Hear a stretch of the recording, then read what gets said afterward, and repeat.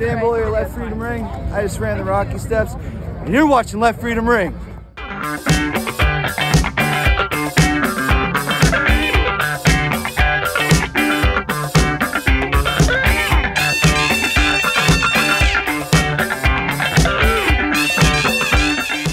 Welcome to Left Freedom Ring. I hope everybody's having a great week out there.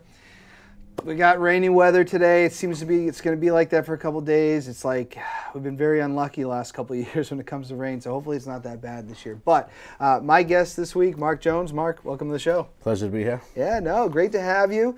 Let's get to know you a little bit. Where are you from? Where'd you grow up? So originally I was born in Lawrence, Massachusetts. Born in Stoneham, but as a child, Lawrence, Massachusetts. And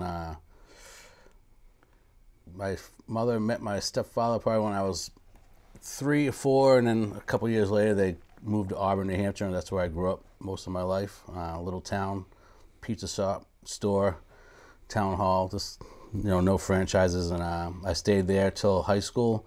My house burnt down. Oh no! Yeah, lost everything to the ground, and then we moved to Derry, New Hampshire, and I spent most of my teenage and adult life there, which was I liked because all my friends were from Windham, New Hampshire, and Derry, so.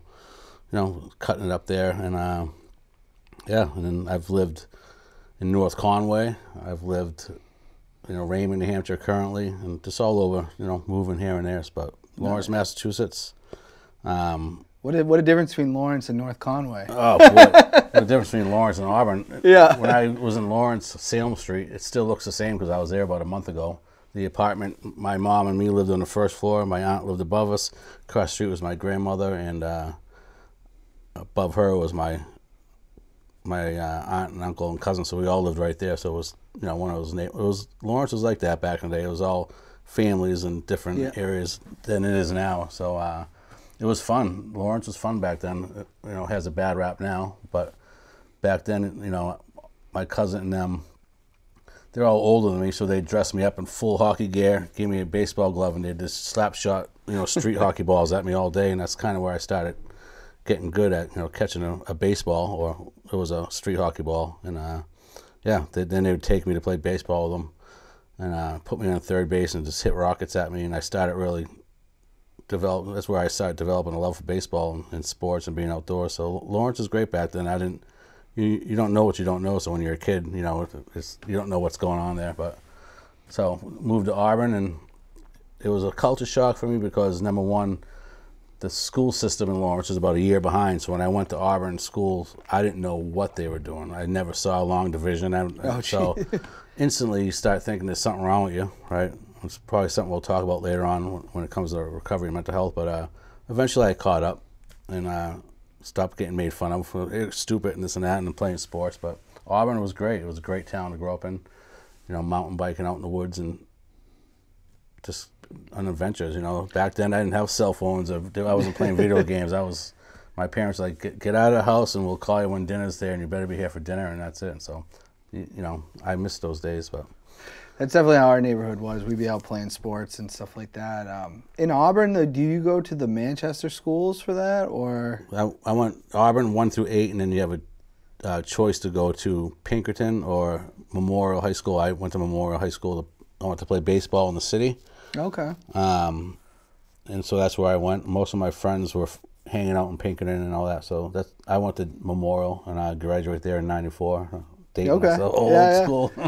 So yeah, that was a good school. I didn't know a lot of people, so I got to meet, coming from a little, it seemed like that was each stage of my life. Lawrence, Auburn, different. Then you go to Manchester school, where it's, 400 kids, 500 kids, and I just was with the same 1 through 8. I was with the same kids all through, elementary to junior high. So that was a culture shock too. So it was good though. I think that's how you develop character and kind of open-mindedness is just meeting new people, bigger environments, different environments and stuff, and then adjusting to them. Yeah. So. No, absolutely. That's kind of how Nashville was like I went to Charlotte Ave, then I went to Pennachuck. It's all like the same people, certain part of the city. And then getting to high school, at the time there was only one Nashville High, so everybody was in one school and all different classes and everything all into one. Now they've split the two, but yeah, I could understand that culture shock a little bit.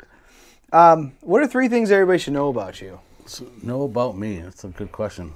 I'm well, I'm a musician. I played music since high school. I played out in all North Conway, out in bars, and all my own music, and was getting paid to do it. Things were going good. I was doing songwriter showcases all up there. Oh, wow. Okay. All my bands were original music. I started in Nashua. My first gig was at Fody's Tavern. Shout out to my buddies.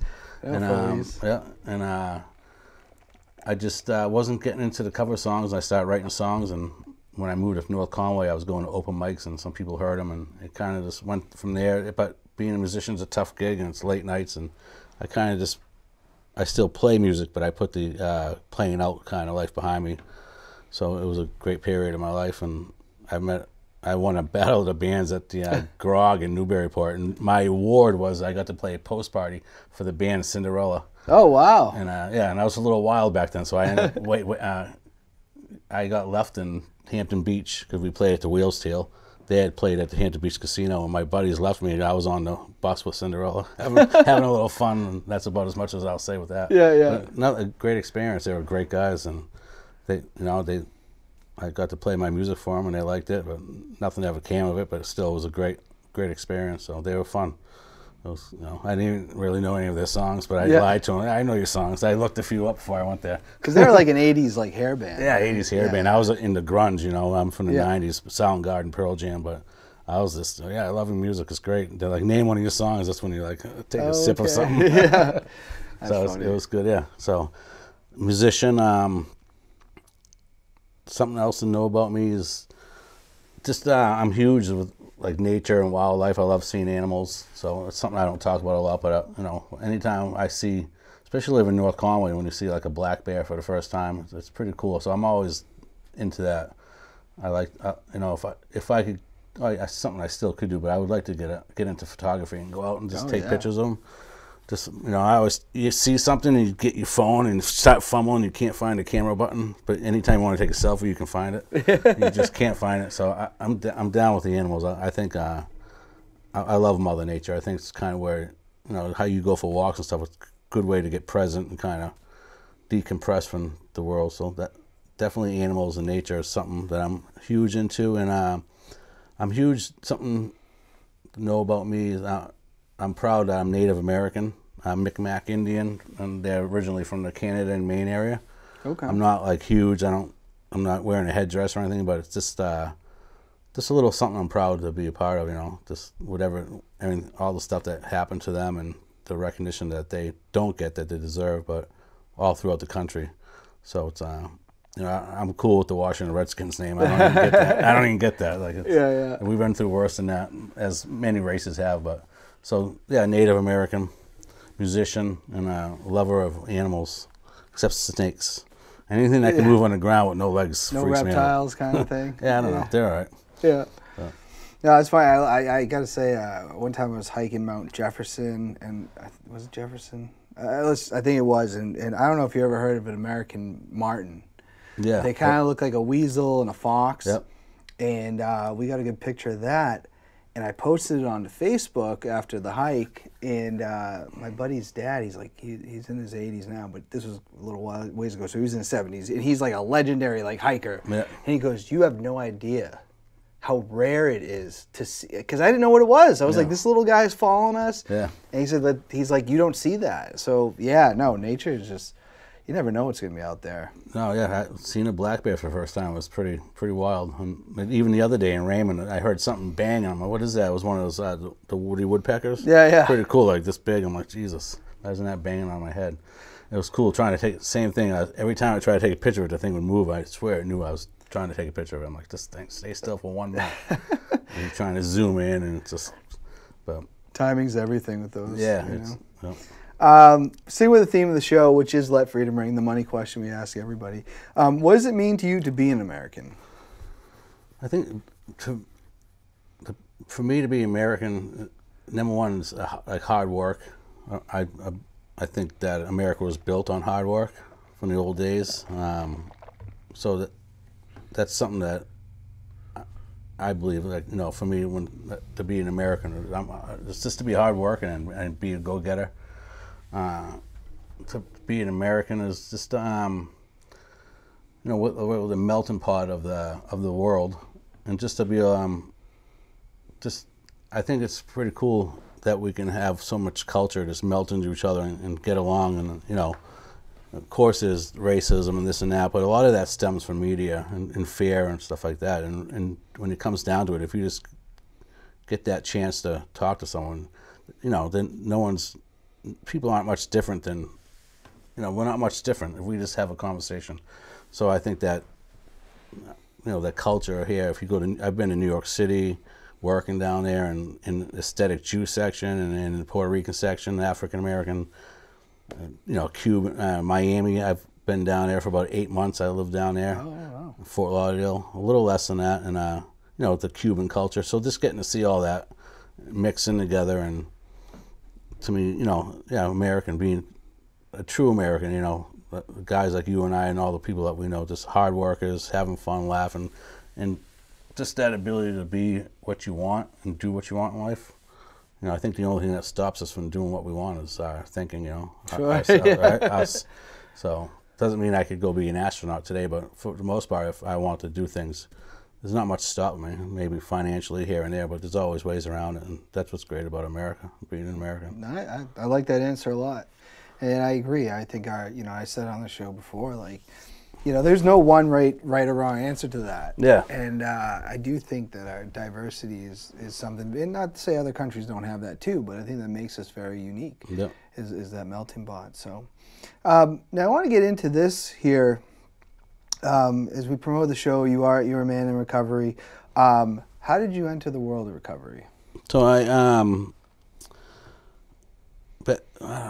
don't know the exact date, but maybe I was in North Conway. It was like 2009, and before that, I never really had any problems with substances. I drank here and there and had fun as a teenager and 20s, but nothing serious. But I had this like hip little thing going on with my hip, and I went to the hospital there, and they just handed me a prescription. This is before everything was going on, and of Percocet, and just the whole Shamil, you get on them for 6 months, and you're taking them because the doctor tells you to take them. All right. So I never got into pills when I was young. It wasn't really a thing back when if you were doing heroin or pills, you were like dressed like the Grim Reaper on the Red Bridge, Yeah. The stereotype type of thing, and it just spiraled out of control for me. One day they shut you off, and you wake up and you're sick, and you start finding them on the street, and then you find something that's cheaper. So for like 3 years, I battled it. Me and I had a girlfriend that we both just ran together, and it's like, well, if I stop using and I can't be with her, if she gets clean, all this thought keeping me stuck in it, and I was starting to get in trouble. I was looking at like 3 years in prison from it, and I was in jail in Ossipee, New Hampshire, and they said you can either bail out to a treatment center, which I wanted to do. Well, everyone laughed at me. Oh, everyone says that, you're just trying to get out of trouble. And but I had went to court and just I said I'm guilty. Yeah, I did it. So, having drugs on you, selling them, just to keep my own addiction going.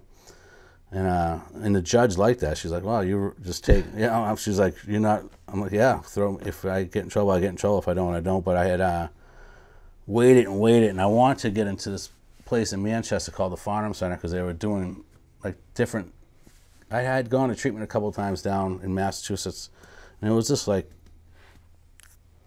there's 24 guys, there's 23 guys with me, and these counselors are telling all of us we have to do the same exact thing to get better.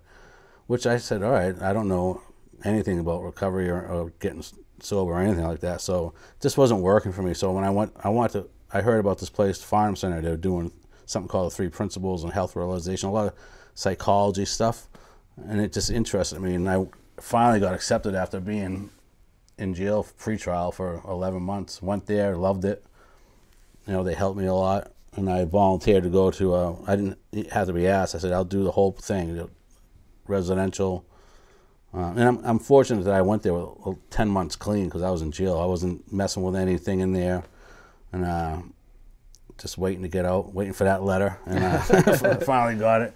And I decided to go to the PHP, which is every day, you know, a couple hours, 4 or 3 hours, whatever it is. IOP, that's a couple, 3 days a week, whatever. And I did the continuing care. I went to a sober house and just, you know, started volunteering at the Hope Center when it first started up there on Valley Street. I was facilitating groups, meaning just getting them going. I wasn't running them, but the CEO of Farnham Center heard I was doing good things, I guess, and offered me a job, and I started working there, and just kind of started rising up there, doing a lot of clinical groups for them, you know, with a clinician there, because I had no schooling, but it's I just started doing a lot of training. I was fortunate enough to train with like Barbara Patterson, Maura Gleason, Dr. Pransky. These are all people, psychologists, psychotherapists, that talk about like how the human experience works, and a lot about thought. And so I got into it. I still study it today, you know, on my own, and have an understanding of kind of how we work as people, and just kept going with it. Once COVID hit, I left Farnham Center, and I started working for my family, because, to be honest, there's not a lot of money in healthcare. You know, we're very underpaid business, you know, so with the way bills are and stuff like that. And I continued to do groups for different places. They'd call me up. I'd go in and do a group at night for them and get paid or whatever, or even volunteer to do it. So just kept doing that. But I went to and worked to a place, you know, obviously I won't name it, and I had a bad experience there. That's the way seeing clients being treated. Sure. And it's a money thing, you know, money. And when it comes to treatment, there's like a level of care. And they were sending, I just remember this one time they sent this kid there, and what I was doing for this place was doing all their bios and intakes and getting their whole history, and what are they, alcoholics, or you know, do they have this methamphetamine whatever, you know, rating them, diagnosing them. And this kid, poor kid, they sent him there. He was like full-blown schizophrenic. He did not belong there. No, he didn't. But the people who, unfortunately, people who are filling beds, that's how they're getting paid, and they don't care. You know, there's a dark world behind it. And there's a lot of great people too, and it just broke my heart because this kid was there. He was from Massachusetts. Now he's up in New Hampshire. He lasted 2 days. He took off. I'm like, man, that kid, you know, he wasn't treated right, and he wasn't in the right location. It kind of put a bad taste in my mouth. When, you know, I think you can have a good business and have good client care. You know, so just to see that, I need to take a break from it. And after that, I was just doing groups here and there, and it's kind of just dwindled down, but yeah, just. There definitely can be, like, when I was in treatment, I did see some things that were like, you know, and I just kind of kept to my own. But I remember, you know, when I was in Connecticut, there was a speaker. It wasn't even a speaker. He was there almost every day. But he said, you know, I'm just going to be honest with you guys. He goes, you go back into drinking, you know, they're making money off you. You come back to one of these places, they're making money off you. Yeah. And I remember saying to myself, it was like, wow, he's right. Like, you know what I mean? Yeah. And, but I think there's a lot of good, like, you know, for me, like, I had to go to a facility. Yeah. It was the only way that I was going to get sober. But, yeah, you're right. There can be some stuff there that isn't as good. Yeah. It's just, too, you know, it's recovery and mental health, and something I learned, and I think it's important for people to know, is it's not a concrete thing. It looks different for everyone. Yeah. So I'd say today I'm not in recovery. I'm healed. Sure. I've done the work. You know, I don't want to be that guy forever. And like the word to me, recovery means to find something. And then when I really put that into my own perspective, to find myself again, like I'm the person you're talking to right now is the person I was before I was prescribed Percocets, right? Sure. So that's why I would say, like, I'm a recovery advocate, because I'll get you a bed if you need it. Mm-hmm. I'll go do groups. I'll work in the field. I'll probably finish school, and as I get older, get back into it and learn and teach. But I'm just not, you know,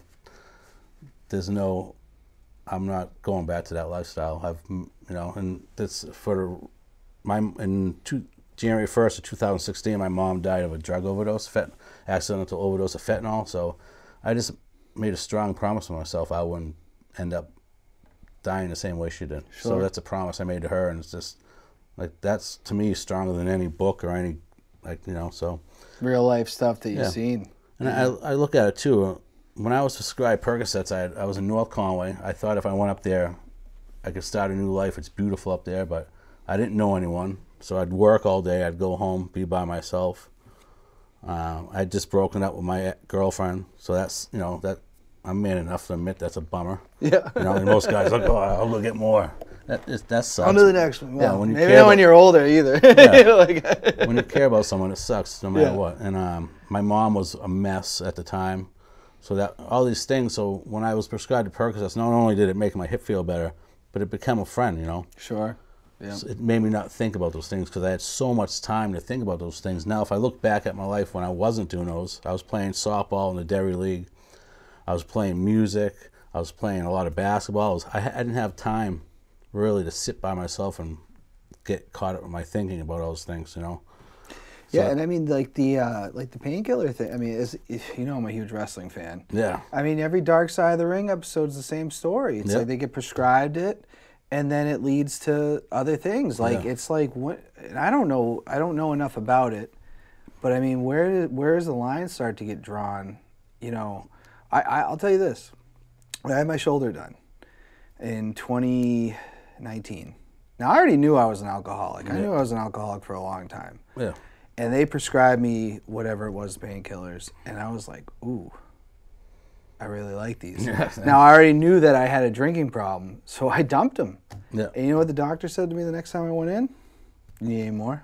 Yeah. Oh, yeah. It's, like... so,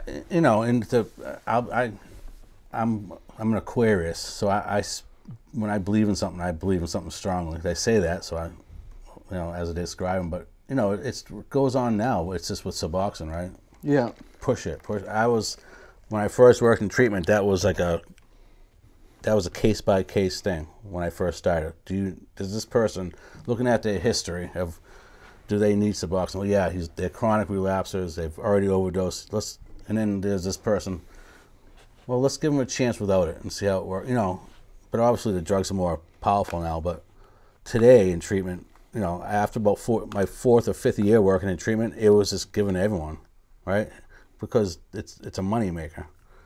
So, and I'm all for people taking that rather than dying on fentanyl. But when the overdose rate is the same now as it was in 2016, is a problem, right? So it's that whole big pharma thing, push. Well, people get out and they still have an addiction. Yeah. It might not be the thing that was before, but it's something else. Yeah. So to me, it's just I think addiction isn't the problem. I think it's a result of a bigger problem. That could be some kind of trauma, mental health, failure, insecure thinking, domestic violence, numbing pain. Whatever that pain looks like, it looks different for everyone. Sure. So that's the getting down to that. I'm huge on therapy. Like, I think people talk to someone that's not going to judge you, just let it out, that's going to listen to you, make a good connection. Because when it comes to boundaries, it's not just about boundaries with your boyfriend, girlfriend. You and I should have a boundary doing this. Have a boundary with your teachers. Have a boundary with your doctors. You get to choose if that doctor's good for you or not. You can get another one. You can do that with a therapist too. So having a therapist who can make a human connection with you, and not just there's more to it. It's not. I've met a lot of people who are sober and they're like teetering. Yeah. And that's great that they're not, drinking themselves under a table or shooting up, but there's something going on, like they're still, yeah. Well, they call that like a dry drunk. Yeah. Even if you haven't addressed the other underlying issues. Yeah. And just punching through it the way, whatever that looks, putting it, anything that's happened to anyone, I say to myself, like, when my mom passed a drug overdose, it was devastating for me. And just have to say that. How'd you lose your mom? To say that, but you have to say it. But the only time that happens again is when I think about it, right? So I'm the one who makes it real in my head, and so I can create my own suffering, or I can let it go and let her rest in peace, which allows me to rest in peace. And that's kind of the things I've learned watching these TED Talks or the people I spoke about in my trainings. Like, thought, man, it's everyone focuses on behavior, but in order to change behavior, you got to change your thinking. So I don't have Mother's Day comes, you think about it, but it's just a thought. I don't have to let it punch me in the face. It doesn't have to be a grizzly bear. Yeah. So that's kind of how I approach it. No, the brain is like we've evolved, right? Humans from where we did, and the brain is doing all kinds of stuff. You know, I heard a guy say this one time. He said, you know, the past is an illusion, the future is an illusion. Yeah. All you have is in this moment. Neither right one of them now. are real. I've heard that many times. From a guy, I'll give him a shout out, Chris Casagrande. He was a counselor up in sobriety centers in Farnham. Now had just opened his own place in Hooksett called the Acorn Center. He's one of the best clinicians I've ever just talked to and connected with, and he would say that too. Like, the past is not even real. The future is not real. It's like Michael Jordan. Why would I worry about missing a shot that I haven't taken yet? Yep. That's something I admire about him. If you watch The Last Dance, they speak about how he was so present and able just to be present. The game's over, not worried about Game 5 or not worried about losing Game 3. Game 4 is here. It's hard to do that, but if you can be present. It took me a while to get that concept because my sponsor says that all the time. Be present. And at first I'm like, what's he talking about? I am I'm always engaged in things. And then I was like, wait, that's not what he means. Yeah. Be in the moment. No. Not be thinking about all this other stuff. And it's not easy, but you start. What Matty Cumming was on the show. He said, it's not perfection. What's he called? He says. Something not perfection. I can't remember. Progress, not perfection. And that's truth. Think about softball. We both play for like an hour. Like last night I played. For that 1 hour, I don't have to eat all the calls and I had to do this show today. I'm grateful for, and all the calls I had to do today, the stuff that happened before of it. There's nothing I can do about any of that stuff in that 1 hour. I just play softball and be focused and have a good time and try to play good and get some hits. So. Those are the days when I go and pull into the parking lot, I play good because I'm just there to play. But the days I go there and I'm mad about something from before because I'm thinking about it, or I'm worried about something hasn't happened yet, I'm probably going to miss a fly ball. I'm probably going to try to push the ball but pop it up to the pitcher, and so I can see it in my life how better I can perform at anything. It'd be like when I was driving down here, I could have thought about it the whole time. Oh, what am I going to say to Dan? How am I going to approach these questions? I didn't think about any of it. I said, I'm just going to go what feels right in the moment. And that's why we can have a good conversation. Yeah. No, I love that. And yeah, I definitely, I've always said, especially when it comes to softball, when I'm not thinking and I don't care, you're going to get the best player possible. And that's not easy to do. We're humans. It's part of the human experience. What is Sober Strong? I know that we talked about that in the advertisement. Yeah,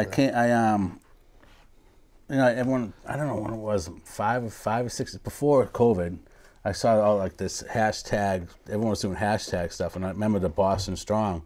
I was like, oh, Sober Strong. So I started making shirts that said hashtag Sober Strong. I registered the name, hats and shirts, and I was selling them, and I'd take the money, and I'd scholarship people, give them $100 to go to sober living if they didn't have the money. Sure. Yeah, Mostly females for my mom. Okay. In honor of her, but or I'd pick up a couple people at a sober house and we'd go down to the homeless shelter and buy a bunch of pizza and socks and hand them out. Not trying to fix them, just having a conversation with them. I never would tell them to get better, just hanging out. I remember having a conversation with one of them about who their favorite musician was, and it just got overwhelming because I was getting call after call, and I'm only making $5 off a hat. Yeah. I'm not trying to be Donald Trump doing it, making all this money. I was making $15 to $20 off a hoodie, and then, some people I don't know about technology, so I'd be like, all right, I'll send it to you through FedEx. You send me the money, and then people stop sending me money, so now I'm losing money for whatever reason. People.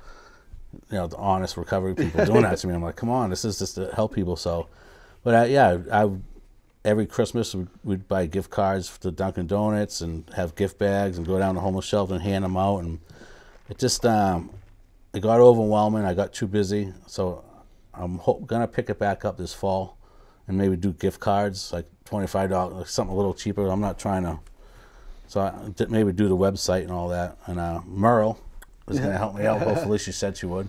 She makes fantastic shirts, Merle's Creations. Yep, she made me a Let Freedom Ring sweatshirt. It's amazing. I usually pick on her, but today I'm not. And I honestly, the last time I did it we were going. It was Christmas. We do it every Christmas, but I like to do it on, like, say, June 17th. Show up, because the homeless know they're getting stuff on Christmas, right? Everyone's nice on Christmas. Yeah. And that's not, I'm not picking on anyone. I think that's great that people do that on holidays when your spirits are down. But also to show up on June 17th, Saturday, it's just a day. And with all this stuff for you guys, socks, and, you know, I think that means, oh, here's a foundation, or here's some people that actually care too. They're not, in a recovery center, I won't say who it was, wanted to join me. And I was like, that's cool, you know, come join me. But they brought the newspapers, they brought the news, and to me, it was just like, I just didn't want to put those people on camera. Sure. Okay. You know, there's like a quote Jim Carrey says: "Imagine being homeless and struggling, and someone puts a piece of pizza in your face, and you're on camera, and you have to take it, but you might not be, even, you know." Might not even want it. Yeah. So I just didn't want that recognition. I just want that help, and I'd put it on Facebook in order for people to see that the money that they were spending was going to a good cause. I still go. I did it like maybe 2 months ago. Went down with a bunch of socks I got from Big Lots, and I just didn't tell anyone. You know, kind of like that integrity thing. Yeah. I just do it because I've lived in my car before, yeah. So it's not about recognition. But so I want to start it back up and redo it. It just got overwhelming. I didn't have the money to give to people that I need money for scholarship. I wasn't making enough money, so I had to rethink it. No. But it's still there. No, I love that. I think that's good. You know, I'm not against, like, I never really thought about it that way, because I think, like, if you do publicize it, it gets more people inspired to do the same. Yeah. But at the same time, you're right. You really got to ask people if you're going to be taking their photo. Yeah, definitely. You know, and because you're right. Some people that are living on the streets, they don't want that publicity. They want to be, you know. Yeah, I think you're 100% right. Just to go do it. I like the publicity thing. You know, that will also come with criticism, which is fine. But it's like, you're right. You'd have to, ask someone, hey, you know, when they're not, they're dirty. They're in the same. So it's about just being polite and kind about it. And so maybe it'll get to that point. If I redo it, I can get it where it's publicized more. But it was just kind of a thing I started. I wasn't, you know. No, I like that. Yeah. Yeah, and sometimes, you know, those kind of, you see where they go. Yeah, you see where they go. So, I just want to get to the fan questions. Just we're getting a little short on time, because I want to make sure I answer these. First one from Meryl Giovanni. I said it right when she was on the show. I hope I said it right again. First, she says, "Oh boy," and then Meryl. She said, so she was on the show 2 weeks ago, maybe 3. She said, "What is up with the shady comment that you left her for her show?" So, Meryl, and I told her this, I'm the type of person, I grew up, I'm older, so if you pick on someone, if I tease someone, that means I like them, right? A good friend picks on you in front of you, but always has your back when you're not around. That's fair. So it was just a fun thing. Yeah, I think she's a wonderful person. There's no shade there. That's how I took it. That's what I said. I thought it was going to blow up. I'm like, that was just me being me. If you play a lot of softball with me on my teams, you'll see that I'm a little fruity, you know. So, sometimes I'll admit, though, if someone I like to troll them and, you know, act like I'm upset. Yeah. To, like, really, why would you say that? You know. No, hey, put the pressure on. You know, she's good people. She's a fun person. So. Oh, she's fantastic. She also says, "Am I supposed to be on this episode? I see my face." Her picture was in the ad. I just wanted to give her a little more publicity after my shady comment. So I was just. And she made the picture a lot better anyways. So. Awesome. And she also, because we also said that you said you're a wannabe golfer. She's asking, you want to be mini golfer? You know, I've seen this thing on TikTok where these guys are going and doing mini golf tournaments. But when I was younger, I played golf. My uncle, he's from Scotland, so he played golf. He was a scratch golfer when we were kids. And me and my cousin started to get into it. And I played a lot. And I took a long break. You know, I had my whole thing going on, and my music was going on. And I got messed up with the pills and never played. I think I probably pawned my golf clubs. And someone's hitting them in the woods now. So the last few years I got back into it. And I just like, as I get older, you know, my body's breaking down a little bit. But I just like the competition between me and myself in golf. Okay, yeah. And not getting mad at my bad shots. And one of my best friends, Jeff Yanako Property Maintenance, another shout out. He said, I'm not good enough to get mad at my bad shots. And I was like, damn, that's a good, he just counseled me. So it's fun. I just like being out there with my buddies and being out in nature and just challenging myself to get better and better. It's a tough game. It is. I used to throw my clubs and all that, but now after hearing that comment, my buddy said, I can hit a bad shot and just go on to the next one and forget about it. That whole being present thing. And I just like the challenge to me against me. So I like that challenge. I'm wicked competitive. Wiffle ball back in the day, fighting my friends over it. And if you beat me mad and we were fighting, like I'm competitive. You see that when I play softball, I want to win. No, absolutely. So, golf's a tough game. Yeah. I have not in any way mastered it. Michael McAllister wants to know, how did he get so handsome? And secret to staying young. I don't know how handsome I am, but if you saw pictures of my mom, I put on Facebook on her anniversary. She was a beautiful, beautiful woman. So maybe I got some of her good looks. But everyone tells me I'd be a good-looking guy if it wasn't for my face. So staying young, I think it's genetics, but I think it's being outside, being active keeps you young. But it has to be genetics. I don't even have a secret. I just take a shower and that's it. But yeah, I think being active, being out laughing a lot, and being around people, have that connection. Being around people, I think, definitely keeps you on that human connection, that vibe, that energy. We belong. We're a pack creature. We belong with other people. So. Yeah. Do you think softball helps with that? Because I feel like a lot of people that walk away, and then they look like they've aged years. And I keep playing. I love being. It's not just the game. Yeah, it's the people that keeps me coming back. Yep, I played in my social sports league, and I think about this a lot because it gets a lot of the guys who are playing the more competitive leagues kind of knock it.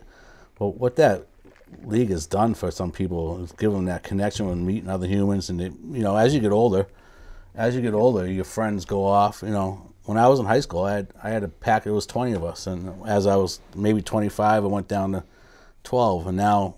Here I am in my 40s. I still hang out with like 3 of my buddies from high school. So I'm down.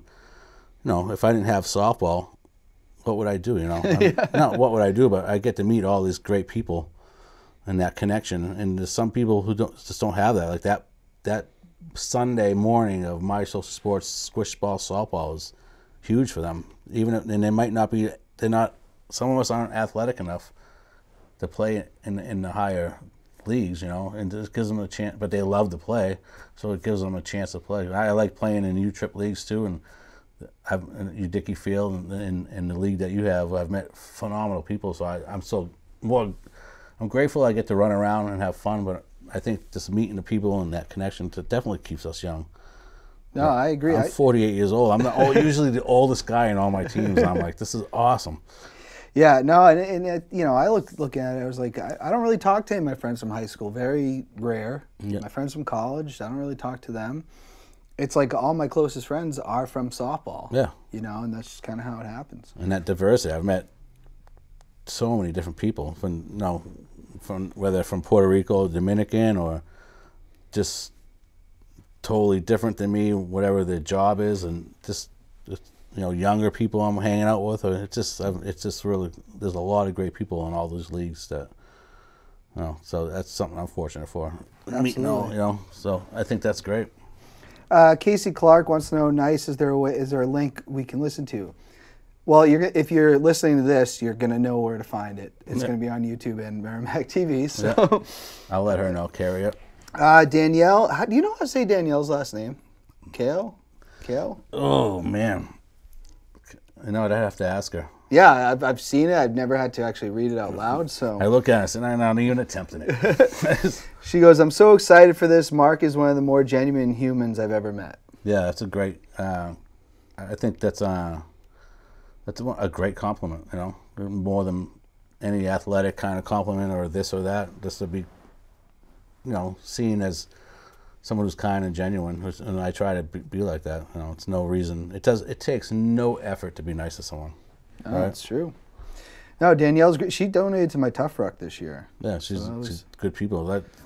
Grateful to meet her, and She plays a lot of softball. So Sunday morning, our team showed up. We had one bat. She subbed for us. All of a sudden, we had bats. Yeah. So thank you, Danielle. She stole mine from the parking lot. I want to ask this because I'm very curious because, you know, you've been a musician for all these years and you made your own songs. As a musician, who are your top 5 influences? Well, number 1 is Chris Cornell. Stone Temple Pilots? He was in the band Soundgarden. Soundgarden, okay. He was in Audio Slave. And honestly, I like musicians. I like the darkness. So I like to laugh and have fun, but I'm also attracted to like the dark side of people to see. So a lot of his lyrics are dark. His voice is phenomenal. If you ever heard his cover of Prince's "Nothing Compares to You," it's eerie. Oh, it's phenomenal. I got to hear that. Yeah, it's like real. It's live too, and it. So I just like his lyrics. He doesn't like when he writes a song about, like, say he writes a song about love. He's not saying "I love you." He's using these really poetic different words. So Pearl Jam I'm a huge fan of. So when I heard them, that's when I started playing. Feeling. Yeah, that voice. So yeah, I'm from the '90s. Someone I love a lot too is Sia. Sia? Yeah, Okay. she's in recovery. She's the one that sings Chandelier. Oh yes, I've heard And that. so if you listen to her lyrics, that whole Chandelier song is about alcoholism. If you listen to it, 1, 2 drink. So I just like that. Hearing her and her singing, her voice is phenomenal. She writes songs for Rihanna and all this. Okay. I'm a huge fan of Chris Stapleton. Country music. Yeah, right? country. Yeah, and who else do I like? I'm a big fan of Kings of Leon. Oh. Yeah. Wait, Dave Grohl drums for them sometimes? He might sometimes. There's a bunch of brothers, but yeah. It goes all over the place. I've been listening to this girl Maggie Rogers lately. A lot of her voice is cool, and I'm in the lyrics but I listen to everything. I mean, I used to listen to old school rap when I was young. NWA, man. When I heard that, and I was living in Auburn, New Hampshire, all of a sudden I was, wearing a starter jacket. It's just what an influence they had on people. With the Raiders hats and all that. I had the White Sox hat in 2nd grade because Dr. Dre wore a White Sox hat. For me to hear them, like I didn't know what Compton was, so to hear it, it wasn't about me trying to be a gangster or anything like that. It's just you're hearing about something that's going on across country that, like, be grateful you're from New Hampshire, because I was down. I've seen some stuff being down like Fort Lauderdale, Hialeah, in Miami, like scary stuff. Kids down. There's a place in Miami called Overtown. It's called the Pork and Beans section. If you ever watched the First 48, it's on there a lot. 14 on I think South 54th Street, and then right here is the Crips and Bloods. They're like literally 2 streets away from each other. And I remember driving down there, and the guy was like, if you have any gold on, you got to take it off. Now there's like 14-year-old kids there with gats, and like real deal stuff you see on TV. And it was like, whoa, I'm from Auburn, New Hampshire. The scariest thing I ever did is almost hit a deer. It's like, so that's why I'm grateful that we live here, because Manchester might have this and that, but man, it's a There's tough other world. parts, It's a tough country. Do you have any top 5 movies? Top 5 movies. My first movie I would put is Stand By Me. Ooh, Yeah. okay. And I remember being a kid and my parents let me stay up late and watch it, and there was swears in it. With permission, they watched it with me. That one. The leeches scene freaked me out as a kid. I was like, whoa, what? Like, you know. I'm a huge fan of The Dark Knight with Heath Ledger. Yes, it's one Christian of my favorite Bale. roles ever. He's on the... No, yeah, he is on the table That's today. right there. That was great. Christian Bale. I love that movie, Out of the Furnace with Christian Bale. But I don't know if you've seen that one with the bare knuckle fighting with Casey Affleck, who I think is one of my favorite actors. I know of the movie. I need to see that. Oh, it's phenomenal. I'm a huge fan of Gladiator. Okay, yeah. The Town I like. Town's really good. Yeah, so stuff like that. I like the gangster movies, and definitely the Marvel movies I'm into. Yeah, for the most part, that. I think I just watched The Equalizer 3. I'm a huge fan of Denzel Washington. Yeah, me too. It's just cool. He's smooth as ice, and he's a great guy too. Him and Matthew McConaughey, Jim Carrey, Tom Hardy. They're great guys to listen to on TED Talks or just YouTube and TikTok. They talk a lot about mental health and recovery and stuff like that. Yeah, I was going to ask, before we get into buy or sell, to you, why is taking your mental health seriously so important? I think all people, we all live in a cloud of mental health. Right? It happens. Some of it's clinical and some of it's non-clinical. So all human beings, part of the human experience is getting anxious or depressed. But a lot of times, if you don't, the scary part is when you don't recognize it. Yeah. I'm low today. I'm down. And then look where, if you can kind of, that's helped me a lot, especially, is just kind of understanding what it is, and that it doesn't have to be scary, and I don't have to fix it. If I just kind of leave it alone, it'll pass. They're so quick to take a pill for my depression or for my anxiety. Most of the time I'm anxious because I'm trying to control something, right? And it's not going the way I want it to. It's making me, or I'm thinking about the future, something that hasn't even happened yet, predicting an outcome that hasn't happened yet. So my anxiety is coming from my thinking. When I recognize that, I can just, So, and then there's the clinical part of it, where people have maybe a chemical imbalance. But I've just seen working in the field in recovery, like people getting out of treatment, going to a sober house and an AA meeting, and I'm not knocking either one of them. They're both phenomenal.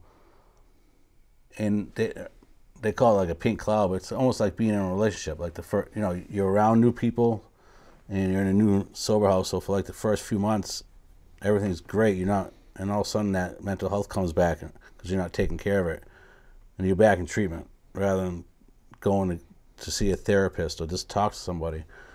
So it's just huge depression. When I think of sad things, I become depressed, right? I think that's fair. I mean, I don't have the diagnosis yet, but it's been talked about as like I might have like seasonal depression. Yeah, but if you see it, best way I can describe it, I'm sorry to cut you off, is our mind is like a pond. All right, it's still when you're present. Like right now, our mind is we're just chilling, right? It's still, we have free flow thinking going on. We're having conversation. Our thing is not interrupting anything. And when someone throws a stone in a pond, it ripples. But when we have a thought like I'm sad or mad or stressed or this and that, someone's throwing a stone into our pond.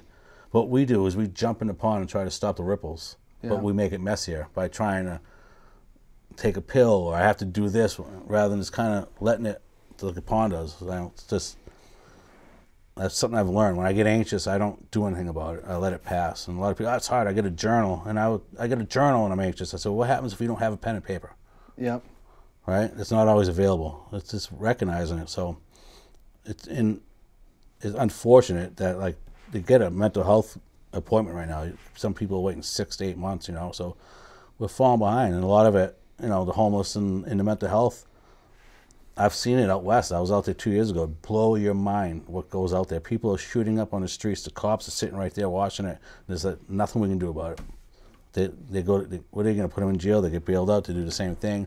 There's homeless camps, and it's just, to me, and I'm not a conspiracy guy, but I think the government likes it. Yeah. They want it, right? They could solve it. They could help. Manchester's homeless problem, it's going to get worse. It's not going to. You're not stopping it. No. Unless we get the help, and most of the help when recovery goes to the back end, and not the prevention part, And I think financial stress has caused a lot of that homelessness too. Yeah. And obviously they don't care about that because things are ridiculously expensive to do. Yeah, whatever's going on, which is above our president and them, maybe Vanguard and Blackstone, BlackRock, and the big pharma and the war machine. When I was a kid in Lawrence, Massachusetts, my mom had me when she was 17. So when she was 18 years old, she was separated from my father. She had a job, a car, an apartment, 2-bedroom. I was going to school. I had food on every day I ate, and I had clothes on my back. There's no way an 18-year-old's doing that today. No. Right? No, it's insane. It's crazy. It's insane. It drives people into all types of stuff. I wish I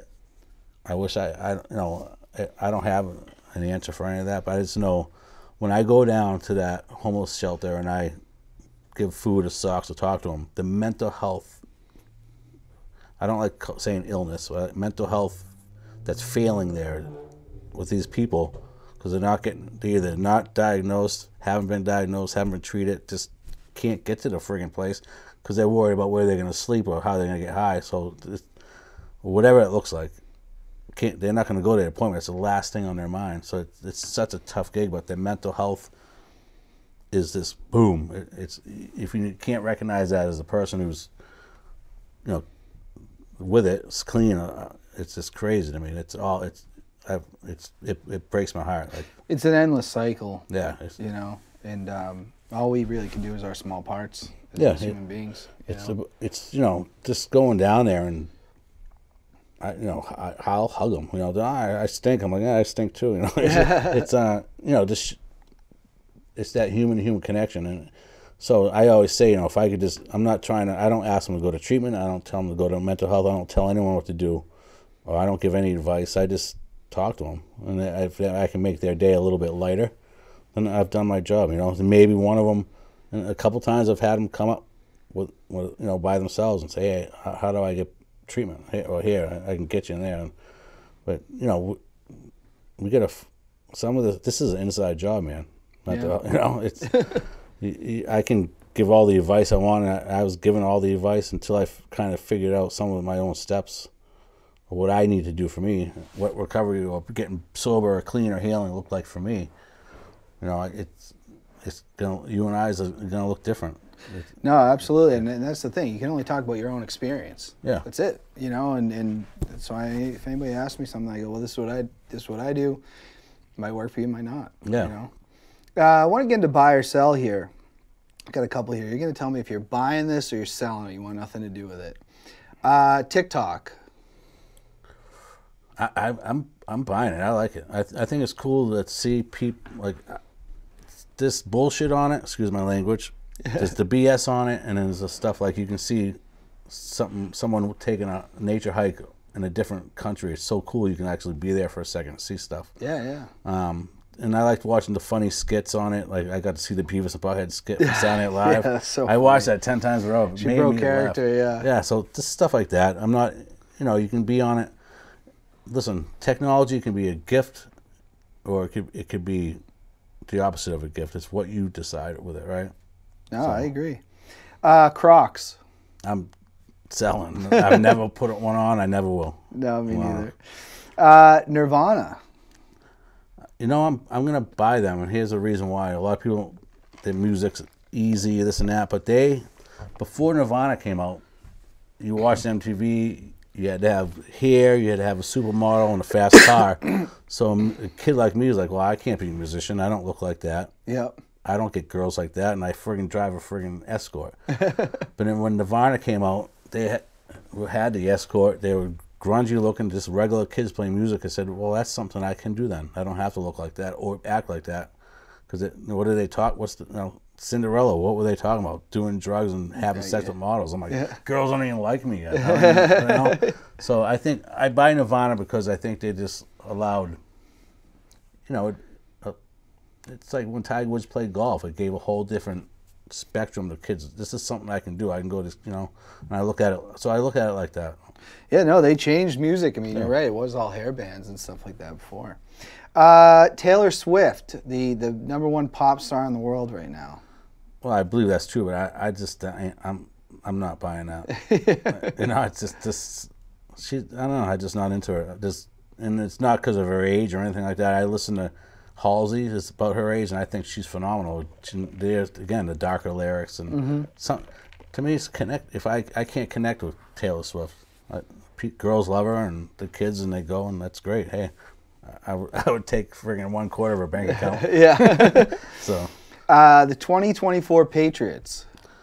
I'm going to have to sell on them. I hate that because I'm a diehard New England fans all across the board, but I think it's going to be a while before the Patriots make any noise in the NFL. Did you like their draft at all? You know, I like it, but how many anyone who's in the NFL, how many, you know, number one round draft pick quarterbacks have actually made it, you know? It has been always. I mean, 2021 draft, Trevor Lawrence is the best, and he's not even that. Yeah, so great. It's hard to. I don't get hyped up about any of it because I just want to. I'll see it if he has a good rookie season, and he's on point in his progress. You know, but one thing I wasn't really down with the hiring of Jared Mayo. I think it's kind of the same. maybe the same soup with a couple different ingredients, but I would like them to get a little more innovative and go for an offensive coach. I'm afraid he's going to be a yes man to the Krafts. Yeah. That's what I'm afraid. And a lot of Belichick there, too, and maybe we just need something a little different. But I think Belichick kind of got too old school in a new league, running the same halfback smash run and, you know, just an old offense. We don't have Tom Brady, it changes. Once he was gone, it's been tough. Mike Tyson versus Jake Paul. Buy or sell? That's a tough one. I pray Mike Tyson lays him out. But I think I'm going to have to sell that one because I just think it's going to be a gimmicky. Yeah. I heard there's going to be some weird rules and stuff, too. It's just, you know, I get it. It's for money. I like Mike Tyson. I think he's just the way he talks, and he's changed a lot, and spiritual guy now, whatever. I believe it. I don't know him personally, but it's it's a big age gap, too. Is there like I'm like, can I put it in my cart? I don't want to buy or sell it, but I'll put that one in my cart. We'll see what it's going to be on Netflix, so if you have Netflix, you can just watch it. Last one, buy or sell Meryl? Oh, buy all day. She's a good person. Meryl's Creations, and she does a lot of good stuff for people, so we need a lot more people like that in this world. No, absolutely. Well, Mark, I really appreciate this. Yeah, it's grateful for being on the show. It was great. Yeah, everybody out there, have a great week. Keep your heads up. Until next time, Left Ear.